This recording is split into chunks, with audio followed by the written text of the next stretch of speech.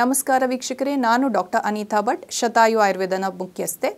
So ಇವತ್ತು ನಾನು ನಿಮಗೆ ಒಂದು ಇಂಪಾರ್ಟೆಂಟ್ ಟಾಪಿಕ್ ಬಗ್ಗೆ ಮಾತಾಡ್ತಾ ಇದ್ದೀನಿ. ಎಲ್ಲ ಕಡೆ ನೀವು ಇನ್ಫರ್ಟಿಲಿಟಿ ಸಮಸ್ಯೆ ಬಗ್ಗೆ ಕೇಳಿರಬಹುದು. ಅಲ್ಲಿ ಲೋ AMH ಅಥವಾ ಅಂಡಾಣು ಇಲ್ಲದೆ ಇರುವಂತಹ ಸಮಸ್ಯೆ ಬಗ್ಗೆ ಪದೇ ಪದೇ ಎಲ್ಲ ಕಡೆ ಕೇಳ್ತಾ ಇರಬಹುದು.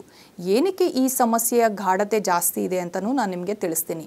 ಮೊದಲನೆಯದಾಗಿ, ಯಾರಿಗೆ ಲೋ AMHನ ಸಮಸ್ಯೆ ಇದೆ ಅವರು ಅಂಥವರಲ್ಲಿ ತುಂಬ ಪ್ರಾಬ್ಲಮ್ ಬರುವಂಥದ್ದು ಅಂದರೆ ಡಾಕ್ಟರ್ಸ್ ಹೇಳುವಂಥದ್ದು ನೀವು ಡೋನರ್ ಎಗ್ಗಿಗೆ ಹೋಗಿ ಅಂತ. ಒಂದು ಮಹಿಳೆ ಡೋನರ್ ಎಗ್ ತಗೊಂಡು ಗರ್ಭಧಾರಣೆ ಮಾಡುವಂಥದ್ದು ಅಷ್ಟು ಸುಲಭವಾದ ಡಿಸಿಷನ್ ಅಲ್ಲ. ಸೊ ಡೋನರ್ ಎಗ್ ಅಥವಾ ಡೋನರ್ ಸ್ಪರ್ಮಿಗೆ ಹೋಗಿ ನಾವು IVF ಮಾಡ್ಕೊಳ್ಳುವಂತಹ ಸಮಸ್ಯೆ ಇದ್ದಾಗ ಬಹಳಷ್ಟು ಜನ ನನ್ನ ಹತ್ರ ಟ್ರೀಟ್ಮೆಂಟಿಗೆ ಬಂದಿದ್ದಾರೆ. ಅಂದರೆ ಅವರಿಗೆ ಡಾಕ್ಟರ್ಸು ಇನ್ನು ನಿಮಗೆ ನಿಮ್ಮ ಅಂಡಾಣುವಿನಿಂದ ಮಕ್ಕಳಾಗೋದೇ ಇಲ್ಲ, ಆ ರೀತಿಯಾಗಿರುವಂತಹ ಸಮಸ್ಯೆಗಳನ್ನು ಹೇಳಿದಾಗ ಆಯುರ್ವೇದದ ಪರಿಹಾರ ಹುಡ್ಕೊಂಡು ಬಂದಿದ್ದಾರೆ. ನಾನು ಸುಮಾರು 20 ವರ್ಷಗಳ ನನ್ನ ಈ ಪ್ರಾಕ್ಟೀಸಲ್ಲಿ ಒಂದು ನೋಡಿರುವಂಥದ್ದು ಏನು ಅಂದರೆ, ಬಹಳಷ್ಟು ಜನ ಹೇಳ್ತಾರೆ ನಿಮಗೆ ಒಂದು ಸತಿ ಅದು ಹಾರ್ಮೋನ್ AMH ಕಡಿಮೆ ಆದರೆ ಅದು ನಿಮ್ಮ ಎಷ್ಟು AMH ಇದೆ ಅಂದರೆ ಎಷ್ಟು ಅಂಡಾಣು ಇದೆ ಅಂತ ತೋರಿಸುತ್ತೆ. ಏಜ್ ಆಗ್ತಾ ಅದರಿಂದ ಅದು ನಂಬರ್ ಜಾಸ್ತಿ ಆಗೋದಿಲ್ಲ ಹಾಗೆಲ್ಲ ನಿಮಗೆ ಹೇಳಿ ಹೆದರಿಕೆ ಬರುವಂತೆ ಮಾಡಿ ಬಹಳಷ್ಟು ಬೇಗ ನಿಮ್ಮನ್ನು IVF ಟ್ರೀಟ್ಮೆಂಟ್ಗಾಗಲಿ ಬೇರೆ ಟ್ರೀಟ್ಮೆಂಟ್ಗಾಗಲಿ ಪುಷ್ ಮಾಡ್ತಾ ಇರ್ತಾರೆ. ಆದರೆ ನನ್ನ ಕ್ಲಿನಿಕಲ್ ಪ್ರಾಕ್ಟೀಸಲ್ಲಿ ನಾನು ನೋಡಿರೋ ರೀತಿ ಕರೆಕ್ಟಾಗಿ ಶೋಧನ ಚಿಕಿತ್ಸೆಯನ್ನು ತಗೊಂಡಾಗ, ನೀವು ಒಳ್ಳೆ ಟ್ರೀಟ್ಮೆಂಟನ್ನು ಮಾಡಿದಾಗ ನಿಮ್ಮ AMHಲ್ಲಿ ಡಿಫ್ರೆನ್ಸ್ಗಳು ಕಂಡ್ಕೊಂಡು ಬರುತ್ತೆ. ನನ್ನ ಹತ್ರ ಆ್ಯಕ್ಚುಲಿ ರಿಪೋರ್ಟ್ಸ್ ಇದೆ. ಬಹಳಷ್ಟು ಜನ AMH ಲೋ ಇರೋರಿಗೆ ಮಕ್ಕಳಾಗಿರುವಂತಹ ಕೇಸ್ಗಳು ನನ್ನ ಹತ್ರ ಕೇಸ್ ಸ್ಟಡೀಸು ಇದೆ. ಸೊ ಮೊದಲನೆಯದಾಗಿ ಇವತ್ತು ನಾನು ನಿಮಗೆ ಈ ಏನು ಲೋ AMH ಅಂದರೆ ಆ ರೀತಿ ಸಮಸ್ಯೆ ಇದ್ದಾಗ ಹೇಗೆ ಗೊತ್ತಾಗತ್ತೆ, ಯಾರು ಈ ರೀತಿಯಾಗಿರುವಂಥ ಟೆಸ್ಟನ್ನು ಮಾಡಿಸ್ಕೋಬೇಕು ಮತ್ತು ಈ ಸಮಸ್ಯೆಗೆ ಪರಿಹಾರ ಏನು, ಇದರ ಬಗ್ಗೆ ಕಂಪ್ಲೀಟಾಗಿ ಡೀಟೇಲಾಗಿ ತಿಳಿಸ್ಕೊಡ್ತೀನಿ. ಮೊದಲನೆಯದಾಗಿ AMH ಅಂದರೆ ಆ್ಯಂಟಿಮುಲೇರಿಯನ್ ಹಾರ್ಮೋನ್ ಅಂತ ಹೇಳ್ತೀವಿ.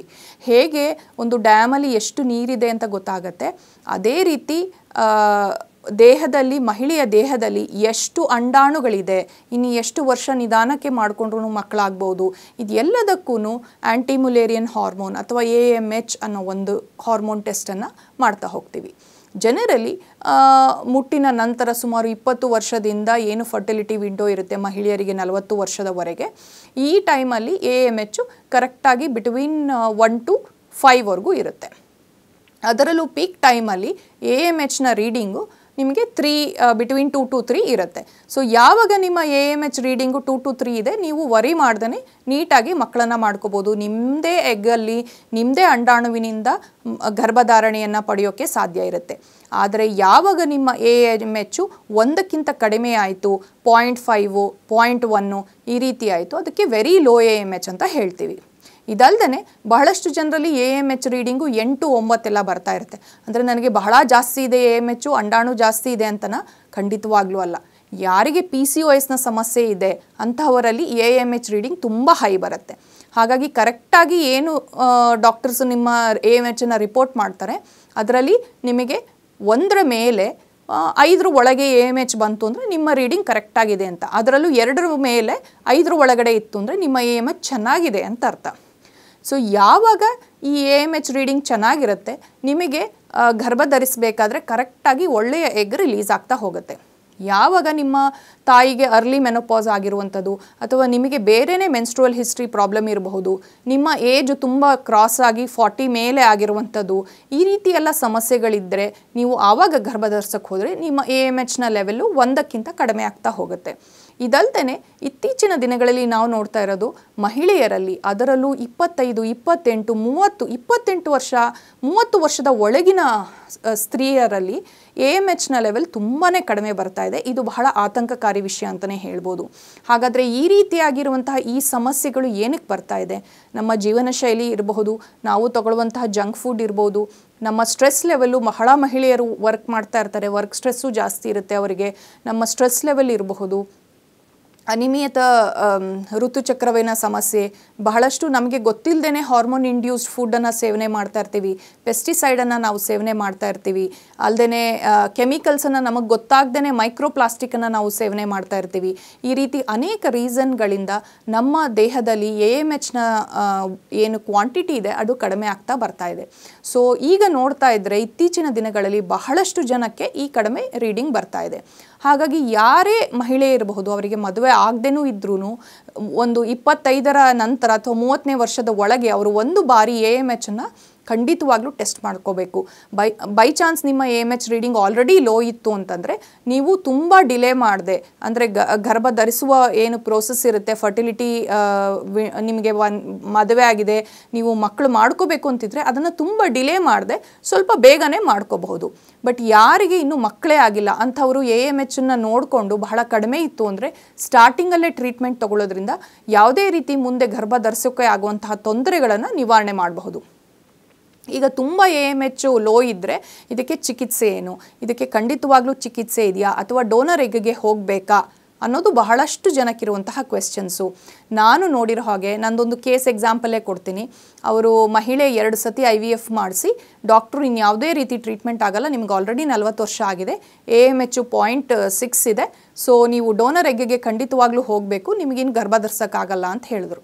ಆದರೆ ಅವರು ಲೇಡಿ ಬಂದು ನಮ್ಮ ಆಯುರ್ವೇದ ಚಿಕಿತ್ಸೆಯನ್ನು ಸುಮಾರು 21 ದಿನ ಶೋಧನ ಚಿಕಿತ್ಸೆಯನ್ನು ಮಾಡಿದ್ರು, ಪಂಚಕರ್ಮ ಚಿಕಿತ್ಸೆಗಳನ್ನು ಮಾಡಿದ್ರು. ಅದರ ನಂತರ ಸುಮಾರು 3 to 6 ಮಂತ್ಸ್ ನಾವು ಮೆಡಿಕೇಷನ್ ಕೊಟ್ಟು ಅವರ AMH ಲೆವೆಲು ನ್ಯಾಚುರಲಿ 1.16ಗೆ ಇನ್ಕ್ರೀಸ್ ಆಯಿತು.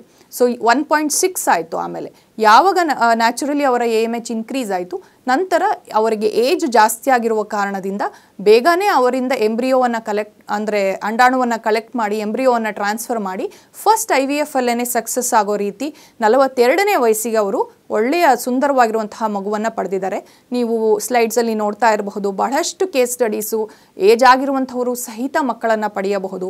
ಇದಕ್ಕೆ ಒಂದು ಪರಿಣಾಮಕಾರಿ ಚಿಕಿತ್ಸೆ ಅಂದರೆ ಆಯುರ್ವೇದದಲ್ಲಿ ನಾವು ಸಂತತಿ ಬಿಂದು ಚಿಕಿತ್ಸೆ ಅಂತ ಮಾಡ್ತಾ ಹೋಗ್ತೀವಿ, ಶೋಧನ ಚಿಕಿತ್ಸೆಯನ್ನು ಮಾಡ್ತಾ ಬರ್ತೀವಿ. ಸೊ ಮೊದಲನೆಯದಾಗಿ ನೀವು ಈ ರೀತಿ ಲೋ AMH ಇತ್ತು, ಡಾಕ್ಟರ್ಸ್ ನಿಮಗೆ ಡೋನರ್ಸ್ ಎಗ್ಗಿಗೆ ಹೋಗಿದ್ದಾರೆ ಅಂದರೆ ಇಮಿಡಿಯೇಟ್ ಆ ರೀತಿ ಮಾಡಬೇಕು ಅಂತಿಲ್ಲ. ನಿಮ್ಮ ಜೀವನ ಶೈಲಿಯನ್ನು 3 ರಿಂದ 6 ತಿಂಗಳ ನೀವು ಚೇಂಜ್ ಮಾಡ್ತಾ ಬರಬೇಕು.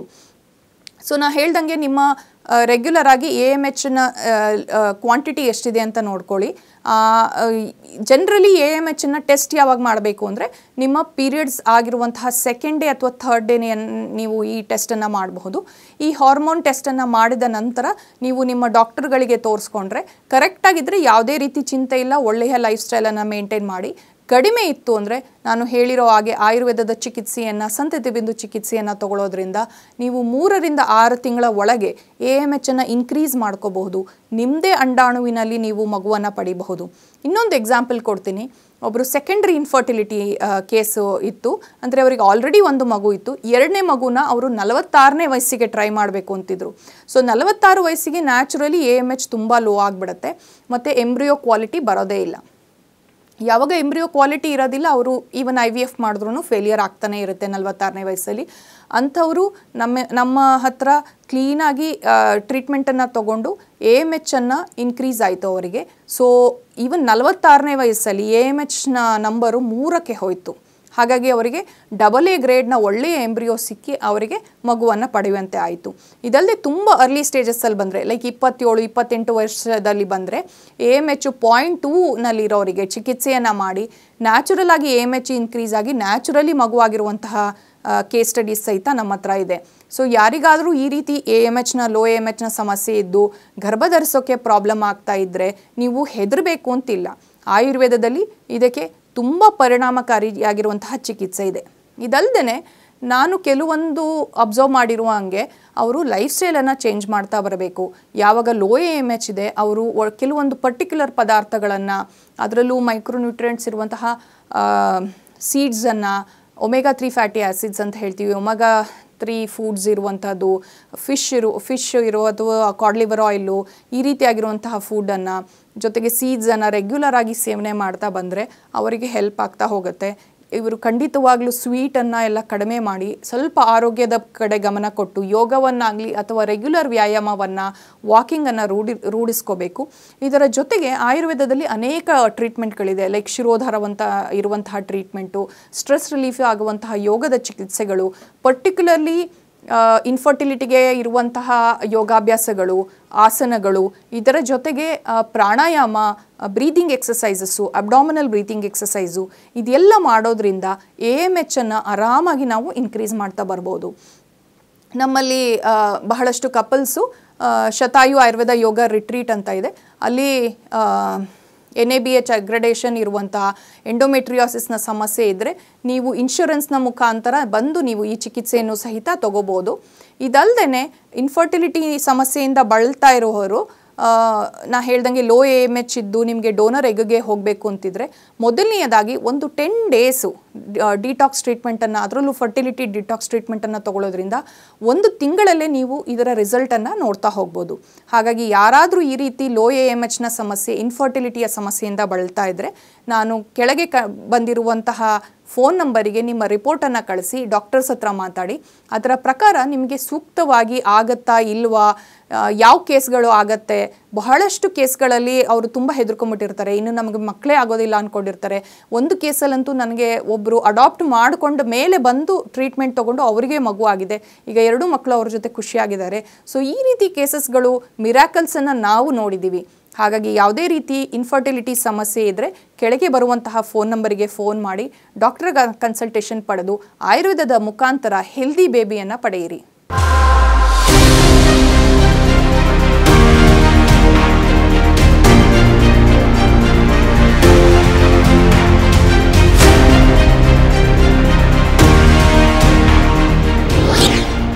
ಶತಾಯು ಆಯುರ್ವೇದ ಸೆಂಟರ್ ಸುಮಾರು 120 ವರ್ಷಗಳ ಇತಿಹಾಸ ಹೊಂದಿರುವಂತಹ ಈ ಆಯುರ್ವೇದ ಸೆಂಟರ್ ಆಯುರ್ವೇದ ಕ್ಷೇತ್ರದಲ್ಲಿ ಮಹತ್ತರವಾದ ಸಾಧನೆ ಮಾಡಿದೆ.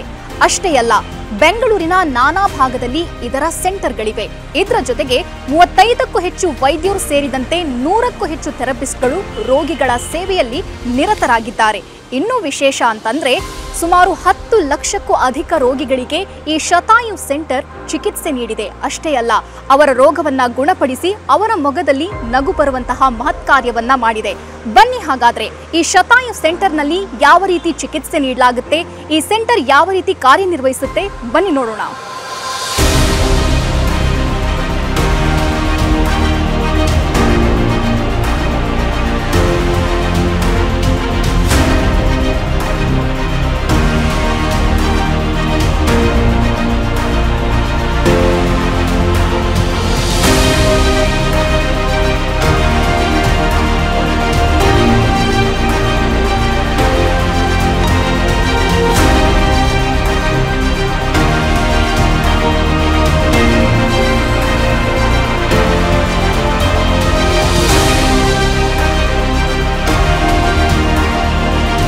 ನೋಡಿದ್ರಲ್ಲ, ಶತಾಯು ಆಯುರ್ವೇದ ಕ್ಲಿನಿಕ್ ಯಾವ ರೀತಿ ಕಾರ್ಯನಿರ್ವಹಿಸುತ್ತೆ, ಉತ್ತಮವಾದ ಚಿಕಿತ್ಸೆ ನೀಡುತ್ತೆ ಅನ್ನೋದನ್ನ. ತಾವೇನಾದರೂ ಒಬಿಸಿಟಿ, ಡಯಾಬಿಟಿಸ್, PCOD ಅಥವಾ ಗರ್ಭಧಾರಣೆಯ ಸಮಸ್ಯೆ, ಕೀಲು ನೋವು, ಗಂಟು ನೋವು ಇಂತಹ ಯಾವುದಾದ್ರೂ ಸಮಸ್ಯೆಯಲ್ಲಿ ಬಳಲ್ತಾ ಇದ್ರೆ ಬೆಂಗಳೂರಿನ ನಾನಾ ಭಾಗದಲ್ಲಿ ಶತಾಯು ಆಯುರ್ವೇದ ಕ್ಲಿನಿಕ್ನ ಸೆಂಟರ್ಗಳಿವೆ. ನಿಮ್ಮ ಹತ್ತಿರದ ಸೆಂಟರ್ಗೆ ಹೋಗಿ ತಾವು ಚಿಕಿತ್ಸೆ ಪಡೆಯಬಹುದಾಗಿದೆ. ಹಾಗಾದ್ರೆ ಯಾಕೆ ತಡ? ಅಡ್ರೆಸ್ ಪ್ಲೇಟ್ ಇಂತಿದೆ, ನೋಟ್ ಮಾಡ್ಕೊಳ್ಳಿ.